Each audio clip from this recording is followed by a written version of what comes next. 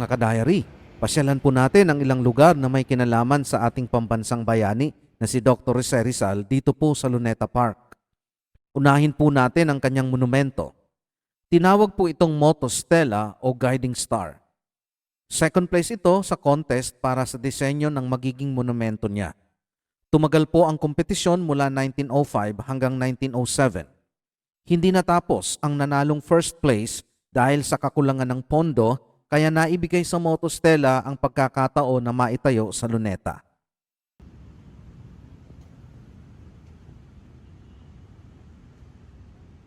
Ito naman po si Ferdinand Blumentritt, isang Austrian at malapit na kaibigan at isa sa mga confidants ni Rizal. Nagsimula ang kanilang pagkakaibigan noong 1886 sa pamamagitan ng sulat.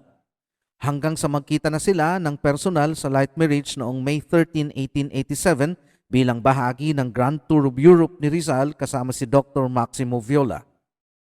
Si Blumentritt po ay isang propesor at author ng mga artikulo at mga aklat tungkol sa Pilipinas at sa etnografiya nito.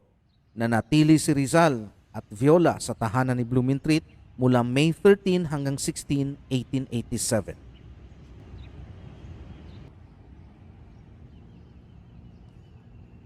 Noong spring of 1886, nasa Germany si Rizal para ipagpatuloy ang pag-aaral upang maging dalubhasang ophthalmologist. Tumira siya sa Wilhelmsfield sa bahay ng isang pastor na si Pastor Karl Ulmer sa loob ng 3 buwan. Dito niya tinapos ang mga huling kabanata ng Noli Me Tangere. Sinasabing may water fountain sa tahanan ni Pastor Ulmer kung saan umiinom si Rizal ng fresh spring water. Ang fountain ay makikita ngayon dito sa Noli Me Tangere Garden sa Luneta.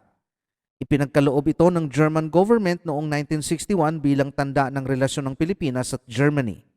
Inilagay ang nasabing water fountain dito sa Luneta noong December 30, 1964 at isinaayos noong 1994 bilang bahagi ng ika-150 taong pagunita sa kapanganakan ni Rizal. Dito naman po mga kanayari sa pook na ito, ginarote ang 3 pari na sila Padre Mariano Gomez, Padre Jose Burgos at Padre Jacinto Zamora o mas kilala sa tawag na Gumbursa noong February 17, 1872. Plano sana ni Rizal na maging Jesuit priest, subalit na bago ito nang malaman niya ang nangyari sa 3 pari. Ang El Filibusterismo ni Rizal ay dedicated sa Gumbursa. Ito pong life-size na mga dioramang ito ay nagpapaalala sa kamatayan ni Rizal dito mismo sa pook na ito sa Luneta na dating Luneta de Bagong Bayan.